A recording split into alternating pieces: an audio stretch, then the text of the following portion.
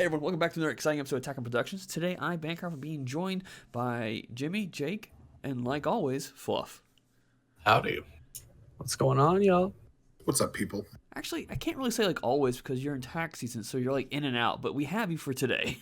Yeah, I was actually about to call you out on that. Yeah, we keep announcing my departure, and then I keep appearing, and it's like not effective. It happens. So today is this is part of the RPO tournament, Rising Phoenix Odyssey, and I lost the first round using Prison. But hey, I was playing Prison, so it happens. So this is actually round one of the losers bracket. So I'm playing actually against the guy who beat me last season in the finals. Which you may have lost first round here, but you did go to the grand final completely undefeated last year. So I think you get a little bit of room to, a little bit of credit there. I appreciate that. I don't think Jimmy will ever say that, but I appreciate that. Nah, you don't deserve it. You play Gotenks, you don't deserve it. So one of the things that make these really tricky is these technically start before set 12 come out. And if you haven't really had a chance to test, the set 12 stuff, you're kind of at a disadvantage because you don't know what to prepare for. You don't know what could be meta, what might not be meta. Yeah. So with that being said, click those buttons if you enjoy the content. There's a like, subscribe, and a bell. But hey, all right. So like Fluff said, I have never played against Turles. I've only kind of like briefly looked at it and overheard, Fluff's interest in playing it and whatnot. So we put our decks down, and Nocturne was like, "Oh, that's fitting. I've been playing a lot of Gotenks, so I guess I deserve this." And we kind of had a chuckle about it. And I'm like, "Well, I've never really played against Turles, and I have no idea what to expect." So doing the life was very interesting because Untapped doesn't have a place to really put your life. So we put it on the board. Makes things a little bit easier that way. But you can right click and hit draw 2 life points typically, but with Turles, like flipping your life over and stuff, it's just not going to work. Yeah. Which I have heard that there is a feature coming for Untapped that will allow you to lay your life out like a standard Dragon Ball layout would. Yeah. Because I always thought it was odd on Untapped that it goes into a pile instead of laying it out like most people do. Yep. That's one of the tricky things about Untapped is just you can't lay it out like a standard board. Which is why I think there's a few of our locals that don't like to play on Untapped and some that do. And I think it's mostly because of the UI. Yeah. 1,000%. It can be troublesome, and you could end up fighting the UI more than fighting your opponent. Now, I will say they've changed their system since I last actually played. Oh, it's better than it used to be for sure. And it is a free program. Oh, for sure. Yeah. So here, anyone who's played Gotenks knows the ideal hand, and I practically got it round 1, which is pretty nice. So, get the Go Kill, get the Unison, Awaken, stand my energy back up, and then turn around and use Go Kill to get the pieces I need to my hand. Mm-hmm. It's interesting looking at your hand because you have 2 dormant potentials, but I think Turles is the perfect example of a deck that says FU to dormant potential because the swings are really big. You're not negating those swings necessarily. You're just putting them, you're putting them on a timer for the turn. But Turles is going to swing big double strike swings. Sometimes they're going to be crit, and they're just punishing, especially if you can't stop them. Yeah. And that's the big strength of Turles that I've seen so far is that there is a very aggressive build and there's a more mid-range build, which is the build that I'm more familiar with, the build that I've been playing lately. And some of those swings, the key thing to playing against Turles, if you're having trouble playing against that leader, is to negate every single card that has Turles on it. Yeah. Yeah. Because if you let a Turles swing go through, you're taking damage. Otherwise, you're getting hit pretty much infinite double strike. It is absurd how big these cards can get, especially the leader swings. Yeah. Combined with Tree of Might, or the Fruit of the Tree of Might. So if you're having trouble with this matchup, negate the leader swing, negate the 3-drops Turles swing. If they run the others, negate those as well. Yeah. Don't worry about any of the others. Only focus on negating the Turleses. Well, there's the so you all are talking, a lot about the mid-range version, but the low-range version that recently finished second at a PPG event, I think. Mm-hmm. He played the biggest he played was the 3-drop Turles. So he didn't play the 4. He didn't play the Xeno Turles cards, but he played the 3-drop. And the 3-drop is super easy to put on the field. And when you pair it with Tree of Might and Killzone, There it is. yeah, it becomes a huge, massive card that is just ridiculous. I mean, for being a 3-drop, it ends up becoming something like, I know this isn't probably not correct, but it becomes like a 50,000 double strike. I've easily seen it hit 50,000 with combo. Easily. And I mean, you can look up top there and see how many cards Turles has in hand currently. Yeah. Like, you have to only expend maybe 2 cards to get up to 50k double strike, and that's so little. And that's really the power level. Like, that's really where Turles finds its feet, is being able to achieve those relatively high numbers so quickly. Yeah. So quickly, I mean, so efficiently, excuse me.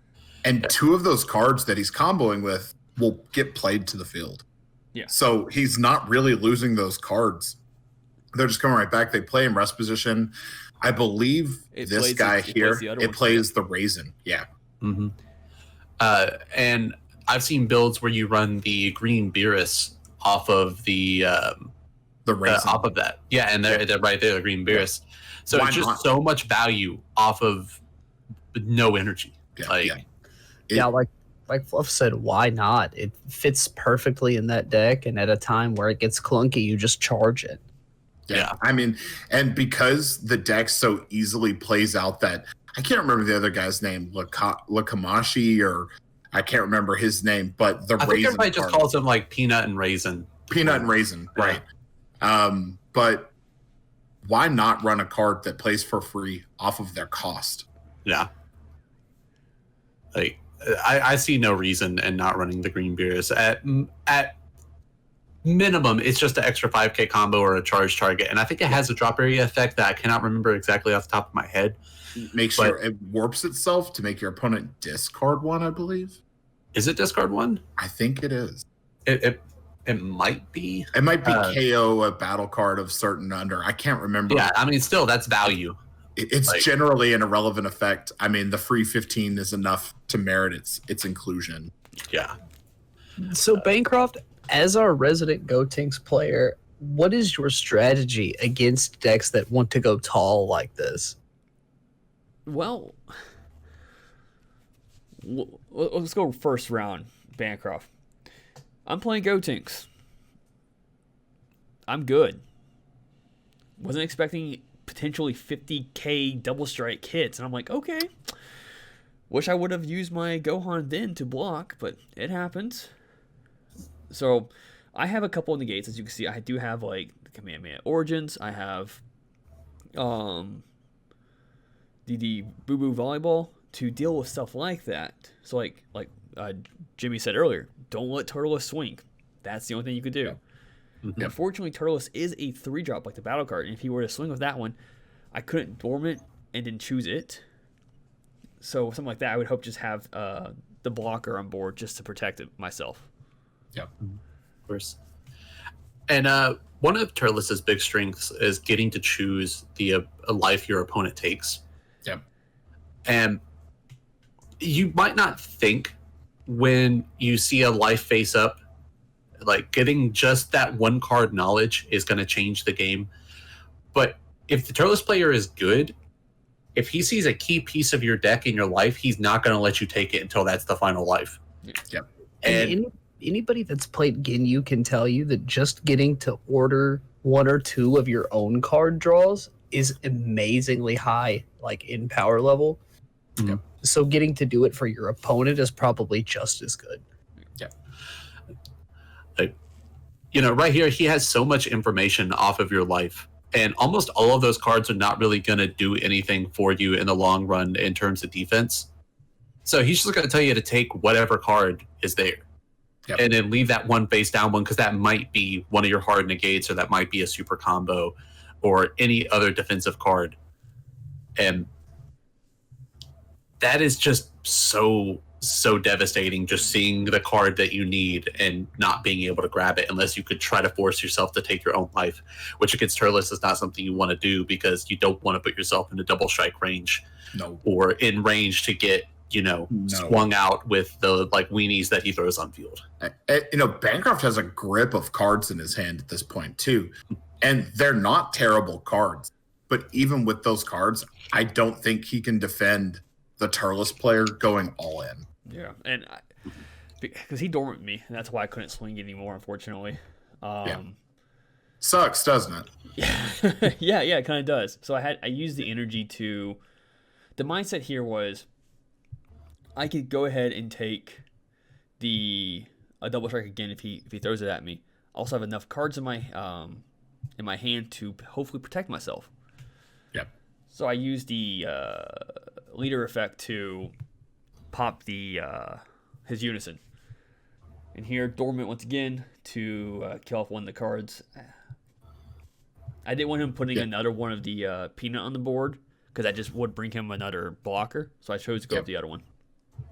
And honestly, if he's able to build 3 or 4 Crusher Corp Turles cards, he can easily play that 4-drop for, I believe, 2 energy. And the 4-drop is devastating. Mm-hmm. And that basically, boarding that 4-drop against Gotenks basically allows him to out attrition you. Because every turn you'll be able to put out a Gotenks, but he's just going to be able to pop it every turn when he swings. So in a game 1 scenario like this, where you don't know that it's optimal for you to, as it were, go off second, fuse second and pop his 4-drop and try and be more reactive that way, I could see this being a very difficult game to navigate without having that prior knowledge. Very difficult. And in a meta where most of the cards that you're worried about are battle cards, it's hard to adjust to focusing on a deck where the leader is one of the biggest threats on the field. Yeah. We see a lot of decks where the leader is a catalyst for everything else going on. Yep. Like Jake with his Ginyu deck, the Ginyu leader is not all that powerful in terms of damage, but what it enables is very important. Where Turles is the damage source. It is the catalyst for most of the damage, and all the other cards in the deck are just set there to support that one particular card. And also, just note what just happened there. So the Turles player swings lead, puts a Fruit of the Triamite on the leader, combos with the Raisin or the Peanut on the field, combos with a Raisin from hand. So he comboed 3 cards. Bancroft had to waste 7 to get out of that. The card economy shift there. Bancroft had a ton of cards in hand, and now he's down to an average 7. So for 3 cards, he basically forced Bancroft to get rid of every card in his hand that might have been used to pressure or push the game. And I've been a huge fan of Turles ever since he was revealed, just because it is shifting green into more of a player skill intensive color. Yes. Where Gotenks is more of a deck that kind of just autopilots. You have one chain to go through. You have all these really good support cards that are just easy to play and don't rely on a big combo. Now, of course, Turles does not require a ton of combos. It's not the most skill-intensive deck in the game, but it rewards the player for having good matchup knowledge and good pacing knowledge.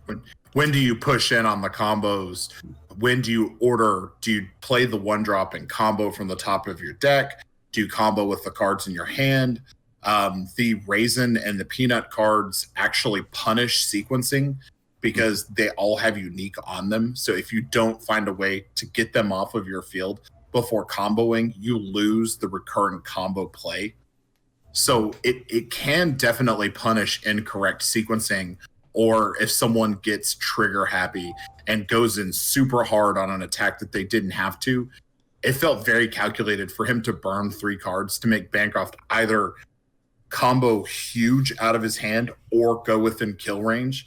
And then at that point, he's pretty much won the next turn. So I want to go over one thing real quick. During this turn, I did everything out of order, and it was because I was trying to get him down to 1 life before I used the Unison's effect, and I actually should have bottomed the Unison in my hand underneath my Unison, -7, rip 3 cards, look at his life, get rid of anything that would have been important, then continue swinging on him. But I did it the other way, and he managed to defend himself. Yep.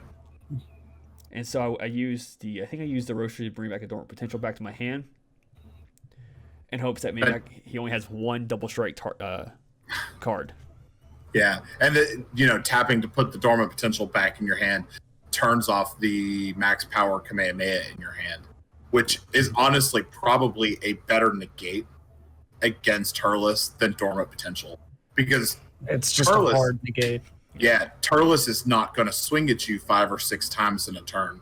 Turles is going to swing at you 2 or 3 times. And at this point, you could survive 1 good double strike, potentially get yourself a sparking negate like Shocking Death Ball, whereas having max power would have been more beneficial than the dormant potential. Yeah. And because Turles allows you to choose what card your opponent takes, he purposely does not give me the super combo. Yeah. And like, we already know what every card in your life is currently. Yeah. And that's you can get to game states where you know what cards in your life, you know what's in your hand, and you know you've already lost. And that's depressing.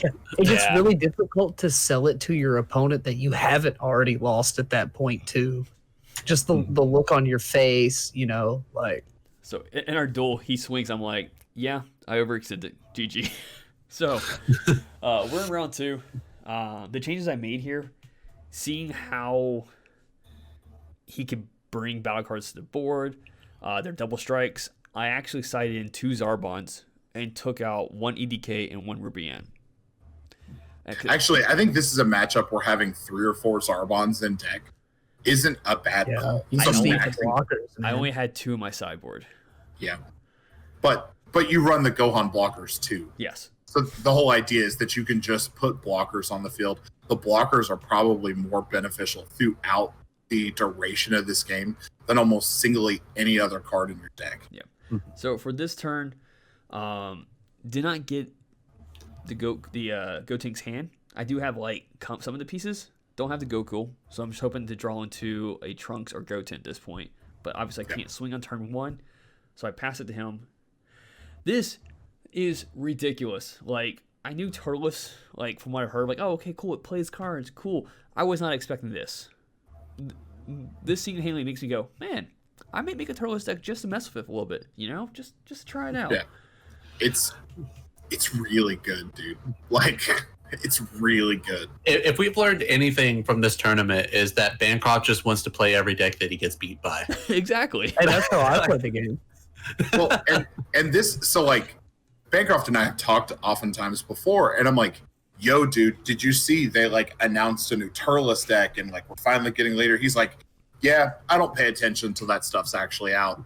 And this is a reason that you should pay attention when they announce cards, because if you find yourself in a position playing against it online in this type of setting, you at least have some idea of what to expect and you don't get rolled. Yeah.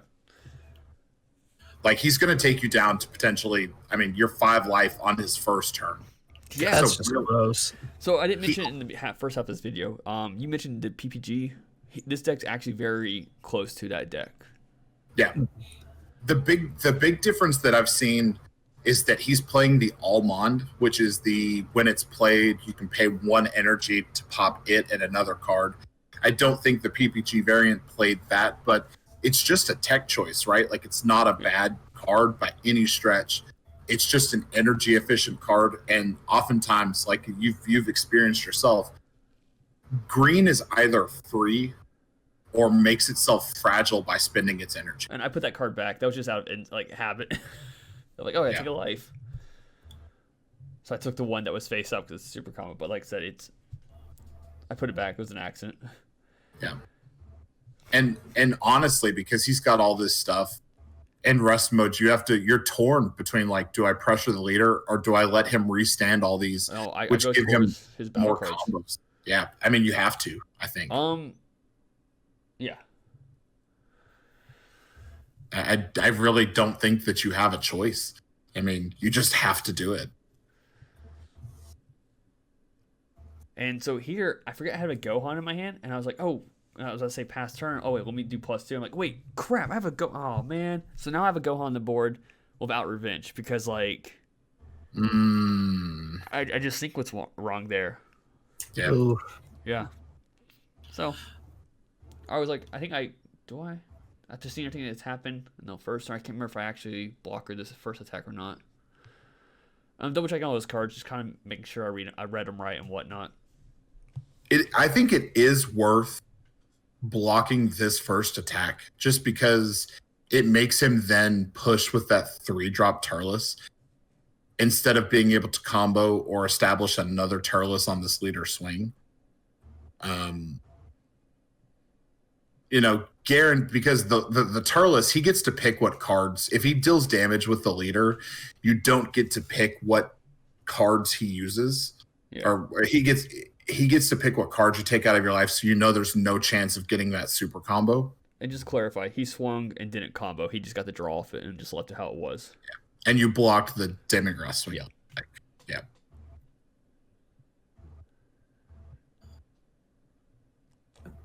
And I think one of so in a lot of matchups, giving your opponent a lot of cards on their first turn, like swinging that much and getting them such a big hand and so many options, is usually a bad thing to do if you cannot kill that turn. Yeah. But he was able to do it so early that a clapback was really not possible with 2 energy, especially in Gotenks. I'm sitting here screaming, charge the EDK. I do. Okay, But like, okay. I'm like in my head screaming, if you charge that hard negate, like, so I was going through my mindset. I was like, okay, EDK is a good 15k boost. I can use it defensively, but then I was like, but the negate will bring resources back to my hand because I'm about to play the Gotenks. Yep. So here I'm pushing into his cards, just trying to get rid of them. And then I try to get rid of his unison because I don't want to risk being Frieza. So I had to burn it. So you had to burn the energy to rip the energy off of or to burn the token off the Demigron. And truth be told, I was focused more on his battle card than the unison. I should have swung first in the unison. I don't know why I didn't. And here I chose not to KO one of his cards because those 2 cards, if he comes in from the hand, they cycle back. So I'm like, you know what? Let him combo with them off or blocker with them. I'm not letting him potentially get more resources to the board because then, like, if he somehow, if the blocker I think is played, you could pitch a card to play, which would have given him another Beerus. Yep. So. Yep. Yeah. It's just an awkward situation. Yeah. Yep. Yeah. So of course he is going to put those off, and being able to combo those reestablishes the 3-drop again. Yeah. Hey, there's a Goku. Yeah. It's so hard, and having life knowledge changes the game so much because he knows what you're adding to hand. Yeah. He knows what you're setting up. He knows he can start tracking what's in your life. Like, you picked up the Gokul. Did he make you take the Gokul, or No, that was what you chose? I chose that because I knew I could use the Gokul to get another unison on the board to add more pressure to him. Yep. To first, obviously, try to deal with his unison if correct. It's been about a week. But Gokul to bring unison in my hand, use Gokul to get the pieces, and then play the unison to draw 3 cards. Yep. But that then, the fact that you picked up Gokul, really, it was like holding a neon sign up that was like, I'm going to try to play another Gotenks next turn. Also, I had 2 super combos in my hand, and I didn't think he wasn't aware of that. I mean, he could probably have guessed. I mean, I mean, and the fact that you didn't pick up dormant meant you had some kind of negate in hand. So he's aware of the factors of your hand just off of you picking up that Goku. Yeah. Just like if you had picked up that dormant potential, he would have known that you could have probably established another Gotenks next. Yeah, and the reason why I chose to go for I got rid of max power. It's a good negate that could cycle itself back to my hand, but I knew he didn't play any big cards. At least big cards that lasted obviously until my turn. So I already have one negate. I have a dormant potential now, so I'm good. I almost wonder if it would have been worth it to like bring the dormant potential down to like a 2 of and bring your hard negates up. Because like you can deal with this Beerus swing. You can deal with those little Turles Crusher Corp swings. You can deal with the Demigrass swing, but it's that battle card Turles and that leader card Turles effect. So just having the negates to effectively deal with them and max power would have allowed you to recur that negate every turn. Mm-hmm. Yeah, like I think dormant potential in this particular matchup is probably the weakest possible negate you can really get. Yeah. Because your opponent only needs 2 swings to deal their maximum damage, pretty much. Yeah. And dormant potential, limiting it to 2 swings. Yeah. Well, I mean, that just makes it easier for them because they're not going to have to worry about sequencing their other swings because they're just going to bother with the Turles swings. Yep. And they're going to combo hard on those, and they're going to put as much into those 2 swings as they can. Yeah. And he was able to put his units into 3. So I'm like, okay.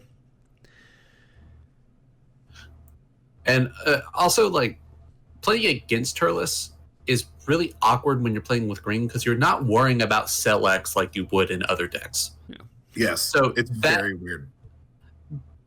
You're not really worrying about your hand size, but you're still having to worry about cards like Dormant Potential, which is really awkward playing against green now because I have accustomed myself to every time I set across from a green player, it's like, well, I'm not going to have a hand for this game. And now it's like, I'm going to have a fat hand because you're dealing so much damage to me. And unlike most decks as well, and not on top of the hand control factor, but clearing their battle cards almost does a favor for them. Like if you clear Raisin and Peanut off the field and then you swing and they combo Raisin, they just play the Peanut and then drop a Beerus. Yeah. Like it almost lets them thin their deck. It's a favor to clear their field. If you're clearing anything but the Crusher Corpse, it's fine. But it's still really like it's another one of those situations where Gotenks puts you in a damned if you do, damned if you don't. If you ignore my unison, I'm going to kill you. If you don't deal with the Gotenks, I'm going to pressure you. If you don't deal with the leader, you obviously don't win. Whereas Turles is going, you either kill the battle cards on the field and basically enable me to advantage during your turn as well, or I get to combo with the cards on my field and then just replace them anyway. Yeah. And the thought process here, wasting 3 energy to play the Goku to get rid of his units, or first knock his unison down in order to play the Goku without being hit by it, allowed me to get more cards in my hand. Now, I should not have Dormant Potential this swing. I should have just done the Boo Boo Volleyball instead. Yep. And because I think at this point I was just like, crap, there's a double strike. And I'm wondering, do I have enough cards in my hand to even survive this? And if I can survive this one now, I can. Actually, no, I think I did it on purpose because I felt confident. But then he had 2 super combos, and that's what threw me off. And those combos are searchable in this deck. In this matchup, you have to assume your opponent has at least 3 super combos in hand almost at all times, unless you know where they're at. They should see an average of 3 super combos in a typical game. And I got nothing off those draw 2 to help me out at all. Nothing. So here I'm going to try to combo everything off, but the Xeno, because I don't want to waste the 1 energy. And I don't think it was enough. I think I had to use Xeno. Yep. Which turns off the max power. It just sucks. Or it turns off the Boo Boo Volleyball. Yeah, and turns off Boo Boo Volleyball. Yeah. Yep. So. And at this point, he knows that he's got it because he can just swing. Yeah. He can swing with his Turles and put a Fruit of the Tree of Might on it and basically just win on that alone, regardless of what else is in his hand. So Yeah. There's a few things like looking back over it that I obviously where I messed up on and what would have been a smarter play to do. Yeah, and I'm sure you went into this matchup expecting green to play like other green decks, to play more like a Gotenks style where it just keeps building up value until it just wipes your hand and then swings, sell X 40k. Yeah. Like, I think what a lot of it broke down to is like I remember seeing these like 3,000 combo pieces. I'm like, this is gonna be, come on, all right, sure. And I remember in the game I was going, holy crap. He's like, yeah, I know. He was completely surprised too when he first saw this deck go off, and so he started experimenting with it. And I'm like, this is pretty amazing. And we talked for a moment. He had mentioned like when I said, yeah, I'm not really too familiar with Turles, haven't really came across it. He was like, it was a huge sigh of relief to hear that, because he knew at that point I didn't know exactly how to go up against it. Yep. And what you all saw in the first round where I overextended. Yep. Well, and also the fact that it's really hard to out advantage Gotenks. mm-hmm. And Turles does it with no effort whatsoever. I mean, and the real offenders there are Fruit of the Tree of Might and Killzone. Yeah. Those two cards, yes, it costs 2 energy to do it, but 2 energy to make you waste 7 cards in your hand. I mean, people complain about Ribrianne, but that is just, it's so good. And of course, because of the nature of the deck, it has really bad matchups. Like, it would be really bad against yellow, probably really bad against blue. But green, a single BMS can shut down the entire deck for sure, for at least a turn until they have a way to deal with it. Yeah. And I feel like Crisis Crusher may be a main board staple in Turles in the best of one matchup, just because of how bad BMS is against the deck. At least a sideboard variant. And I don't think it had anything that I remember seeing that could just, he had Shocking Death Ball, so he had ways. Yeah, like Shocking Death Ball, Dormant Potential can clear it, but that requires your opponent to swing. Yeah. And if you're in a matchup where they're trying to stall you out, like a Dark Broly can easily set to turn 3 to 4 before it starts wanting to storm off. Yeah. And, you will never get a swing from them in those turns. Yeah. So I feel like there are ways to short the deck, but it's still just such a powerful deck if you're not prepared to go up against it. It's interesting that Bandai banned the green Gotenks reboot leader in the best of one immediately preceding this deck being released, because as much as we've compared it to Gotenks tonight, watching this footage, I can't help but be reminded of Turn 2 Han. Just the I think it's due to the lack of critical. Right. Yeah. It's the cadence of the deck, the way it kind of works around cards like Dormant Potential, the way it doesn't really need battle cards to win. It feels like almost like Yellow Broly from back in the day, where the leader is kind of the centerpiece of the list. I was going to say it feels a lot like Yellow Broly, and it feels a lot like Masked Sand, like the old Masked Sand leader. And it's like turn 2 Han is turn 2 Han. The game can go to 3 or 4. It runs Dormant Potentials. Right. It can survive a long time.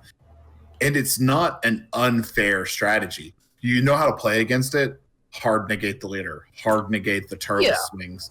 Like it's very in that it is a aggressive green deck where the leader is the key form of potency. Yeah. Yes. And you get value off of cards that you otherwise would just discard, like Green Beerus or the Peanuts, things like that. I would see it more as a hybrid between the regular green strategy and the more aggressive turn 2 Han style green strategy. Yeah. I could agree with that. Where Turles focuses more and gets support from its color, while the turn 2 Han was more just focused on having cards that excel the leader's effect, which those all didn't happen to just be green. Yeah.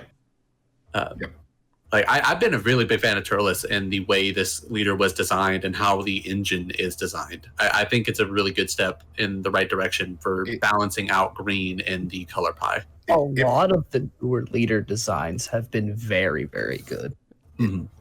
It's like the green version of BoJack done correctly. Oh, for sure. Like, where the cards are a little bit weaker than typical cards, factoring in the fact that they had big cards that were very impactful. So the Turles Crusher Corps are only 3,000 on their combo. Even worse, they're pay 3,000 for a combo. But the deck is designed to kind of go through that, and that they have the 2 extra cards that make the leader very big. mm-hmm. So it does remind me of like turn 2 Han. It's like turn 2 Han plus BoJack. It's so good. Like I love it. So, with that being said, thank you all for tuning in. Hope you all enjoy. Yeah, it was an interesting match. Don't forget to check out Rising Phoenix Odyssey. Nocturne is actually from there, so give them a like if you guys enjoyed this content as well. And with that all being said, let's go some last words. Jimmy. I've been needing to sneeze for like the past 30 seconds and it's not working. Okay, Jake. If you want to win, you have to practice, and if you want good practice, you have to help Jimmy sneeze, apparently. And with that being said, Fluff, will you lead us out? People that want Dormant Potential Unleashed to be banned should watch this video. So if you have any friends that are just hype on that list, tell them to come watch this, because it shows the Dormant Potential is not an unbalanced card. Read your cards, know your place, Fluff out.